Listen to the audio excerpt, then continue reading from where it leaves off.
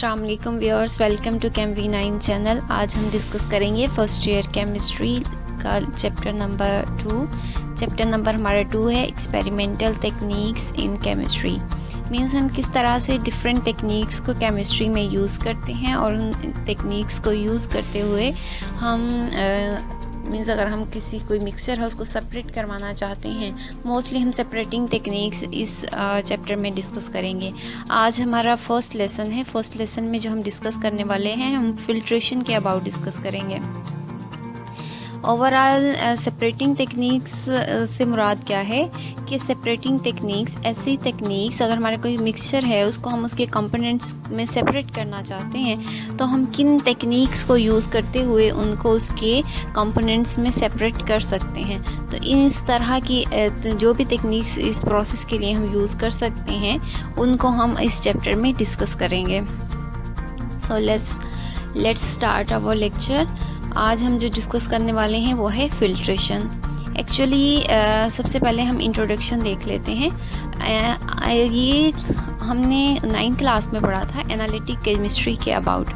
Means analytic chemistry क्या है? Analytic chemistry is the science of chemical characterization. Means एक ऐसी साइंस जिसमें हम केमिकल्स या डिफरेंट सब्सटेंसेस की करेक्टराइजेशन, उनकी आइडेंटिफिकेशन करते हैं या प्यूरिफिकेशन करते हैं। मीन्स केमिकल से रिगार्डिंग हम एक्सपेरिमेंटली जो भी एक्सपेरिमेंट्स परफॉर्म करते हैं लेबॉर्ट्रीज़ में, तो उसको हम किस में स्टडी करते हैं? एनालिटिकल केमिस्ट्री में।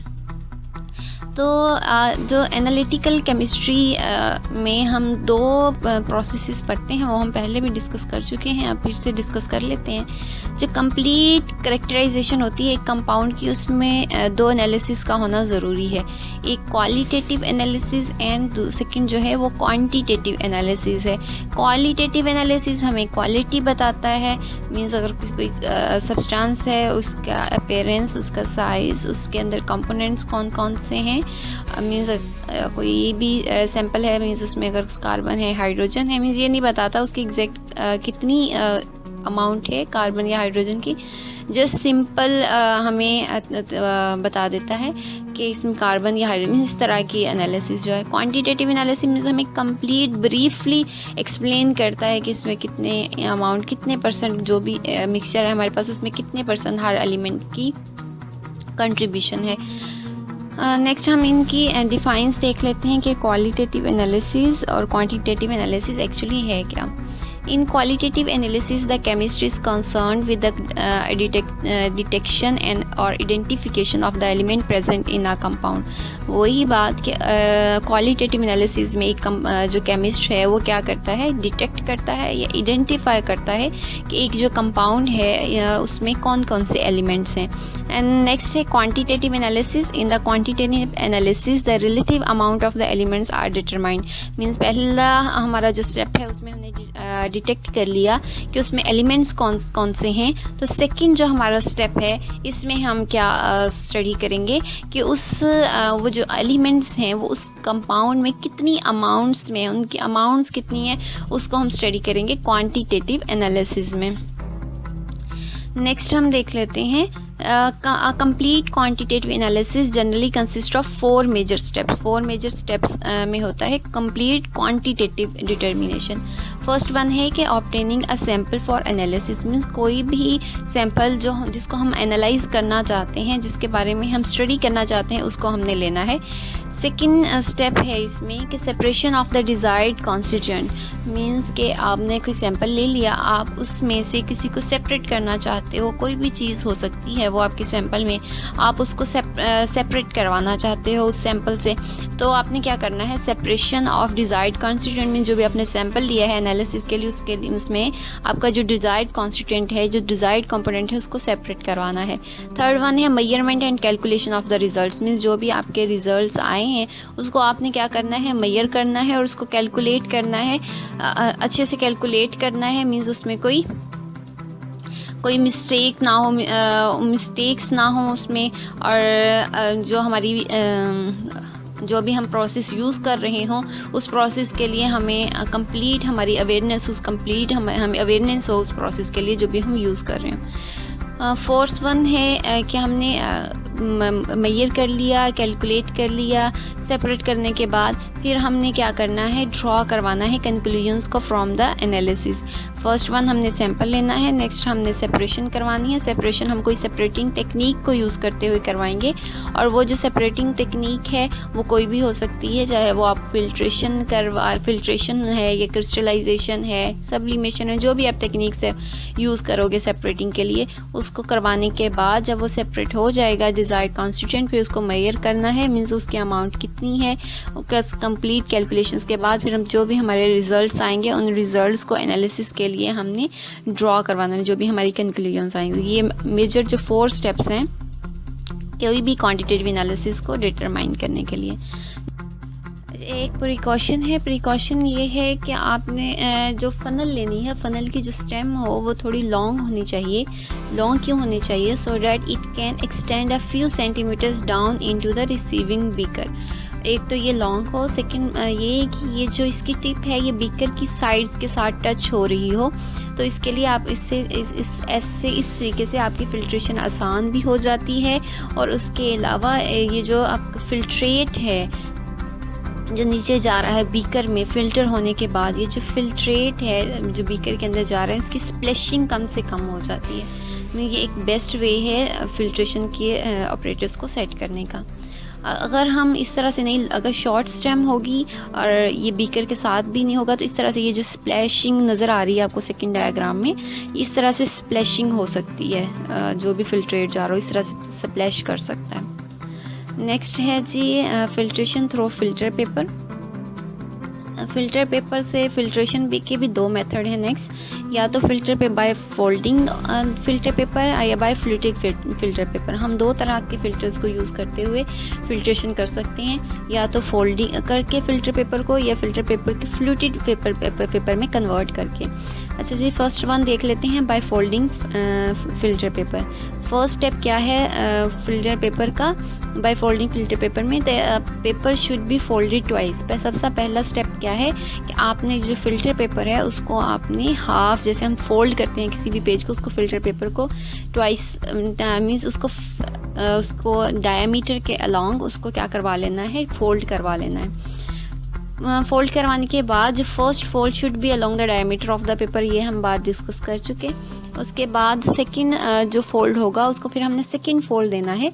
Second fold should be such that the edges do not quite match. ये आपको इस तरह से नज़र आ भी रहा है वीडियो में कि सेकंड फोल्ड आपने इस तरह से फ़िल्टर पेपर को फोल्ड कर लेना है। आपका जो थर्ड स्टेप होगा, थर्ड स्टेप इस तरह से करना है कि जो paper should be open on the slightly larger section. Means एक आप 4 पोर्शंस बन गए, उन 4 पोर्शंस में आपने जो 3 पोर्शंस हैं उनको एक तरफ ओपन करना है और 1 पोर्शन को एक तरफ ओपन करना है, इस तरह से जैसे कि आपको नज़र आ रहा है वीडियो में।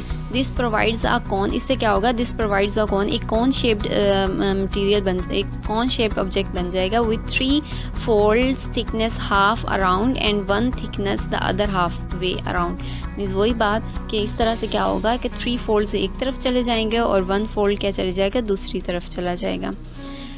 अच्छा जी, नेक्स्ट हमने क्या करना है, फ़नल लेनी है और इसी फ़िल्टर पेपर को हमने, ये funnel cone shape glass funnel है, इसमें आपने क्या फ़िट कर देना है फ़िल्टर पेपर को, और फिर हमने ऑपरेटर्स को सेट कर लेना है। जो भी हम सॉल्वेंट यूज़ कर रहे हैं उस सॉल्वेंट से हमने पहले इसको थोड़ा सा सॉल्वेंट को इससे पास आउट कर लेना है, ताकि जो हमारा फ़िल्टर पेपर है वो जो वॉल्स हैं फ़नल की उनके साथ ईजीली वो हो जाए, अटैच हो जाए। नेक्स्ट है जी फ्लूटिड फ़िल्टर पेपर। फ्लूटिड फ़िल्टर पेपर के लिए आपने क्या करना है, मीन्स वही फोल्डिंग्स हैं लेकिन उसको फोल्डिंग्स डिफरेंट है। सबसे पहले तो आपने क्या करना है, क्वार्टर में, पहले हाफ में फ़ोल्ड करना है, फिर क्वार्टर में फ़ोल्ड करना है उसी फ़िल्टर पेपर को, और नेक्स्ट हमने फोल्डिंग्स उसको करते जाना है। जैसे जैसे फोल्ड्स करते जाएंगे उसके फोल्ड्स बढ़ते जाएंगे, हम फोल्ड्स बढ़ाते जाएंगे। जैसे हम बचपन में या फिर छोटी क्लासेस कह सकते हैं, जैसे हम फ़ैन बनाते थे पेज से, उसी टाइप का ये है। इससे क्या होता है कि आपका जो सरफेस एरिया वो बढ़ जाता है फ़िल्टर पेपर का। वैसे जो हमने पीछे वाला फ़िल्टर पेपर देखा था वो तो बहुत छोटा था ना, तो इस टाइप के अगर हम फ्लूटिड फ़िल्टर पेपर लेते हैं तो इससे हमारी फ़िल्ट्रेशन और आसान हो जाती है। क्यों आसान हो जाती है? क्योंकि इससे डायमीटर जो है वो इंक्रीज़ कर जाता है फ़िल्टर पेपर का। जैसे कि आपको वीडियो में नज़र आ रहा होगा, ये इस तरह से हम इसको ओपन कर लेंगे। ओपन करने के बाद ये हमारा क्या बन गया, इसे हम क्या कहते हैं, फ्लूटेड फ़िल्टर पेपर। इससे हमारी फ़िल्ट्रेशन ईजीली हो जाएगी। ये फ़ैन लाइक अरेंजमेंट है, फ़ैन जिस तरह से फ़ैन बनाते होते हैं पेपर से, उसी टाइप की ये अरेंजमेंट है। इसमें डिफरेंट एलिवेशंस और डिप्रेशंस होती हैं एट वेरियस फोर्स हैं, तो इससे ये है क्या करती हैं, हेल्प आउट करती हैं फिल्ट्रेशन में। नेक्स्ट है जी फिल्ट्रेशन थ्रू फिल्टर क्रूसिबल्स। नेक्स्ट है हमारा फिल्ट्रेशन थ्रू फिल्टर क्रूसिबल्स। फिल्टर क्रूसिबल्स पर सबसे पहले हम समझ लेते हैं कि क्रूसिबल क्या है। क्रूसिबल एक कप शेप्ड कोई भी ऑब्जेक्ट, कप शेप्ड ऑब्जेक्ट होता है केमिस्ट्री लैब में, जो बना होता है पोर्सिलीन का।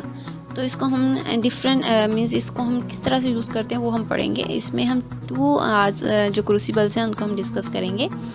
फर्स्ट वन है गोच क्रूसिबल, सेकंड है सिंटर्ड ग्लास क्रूसिबल। दो क्रूसिबल्स आज हम डिस्कस करेंगे, फिल्टर क्रूसिबल्स, एक Gooch crucibles and second one sintered glass crucible. सबसे पहले हम गूच क्रूसिबल को देख लेते हैं। गूच क्रूसिबल क्या है? It is made of porcelain. Porcelain कौन सा ऑब्जेक्ट होता है?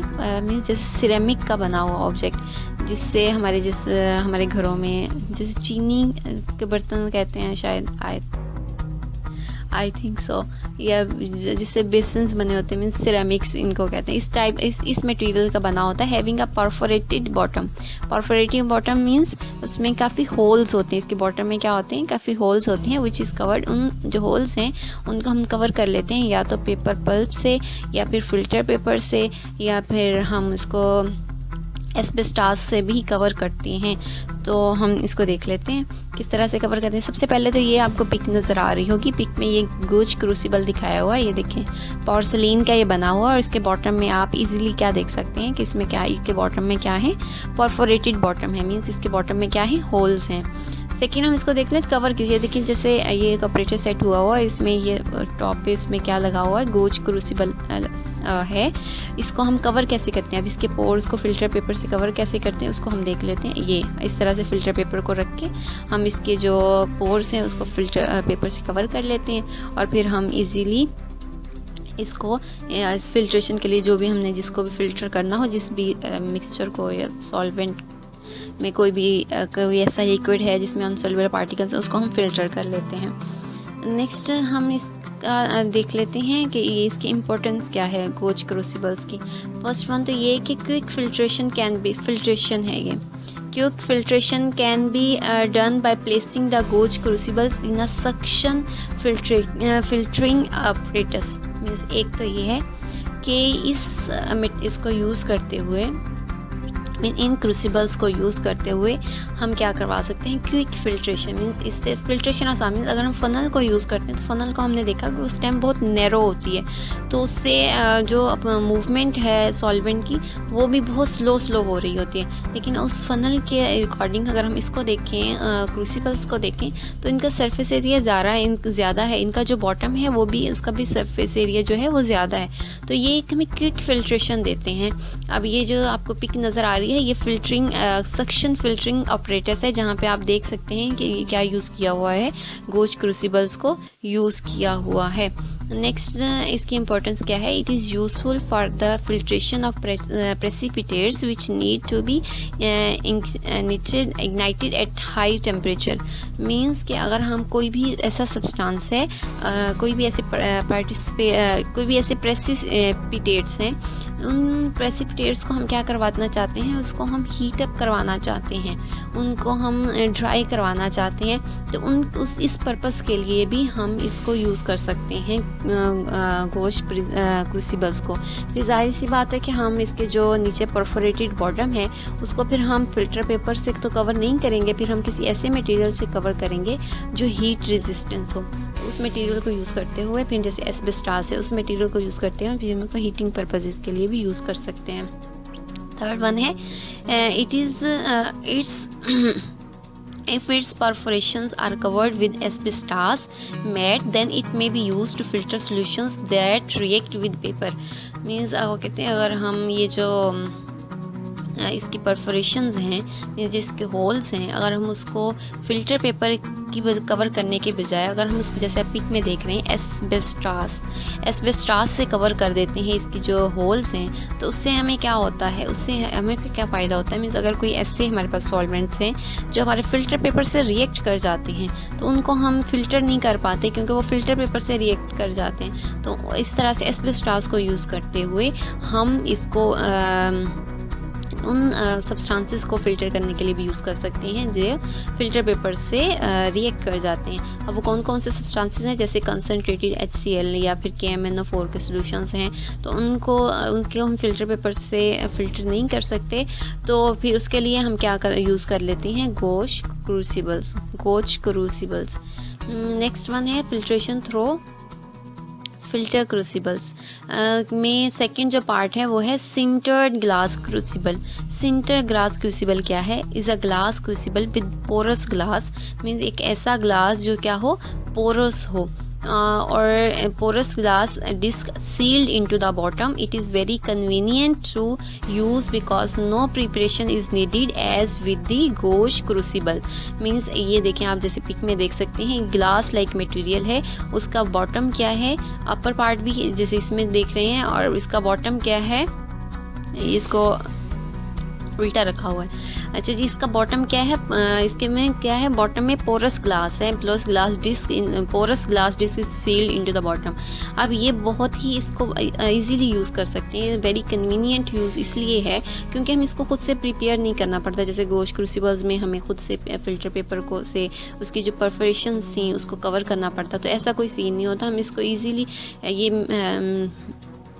पहले से ही बना हुआ है, तो इसको हम इजीली यूज़ कर सकते हैं। मीन्स इसके लिए हमें कोई स्पेशल रिक्वायरमेंट्स नहीं चाहिए यूज़ करने के लिए। अब ये इसको हम यूज़ किस तरह से करते हैं, मीन्स वैसे तो हम इतना लेबॉर्ट्री लेवल्स पे इतना वर्क नहीं करते, तो इसलिए मैंने कुछ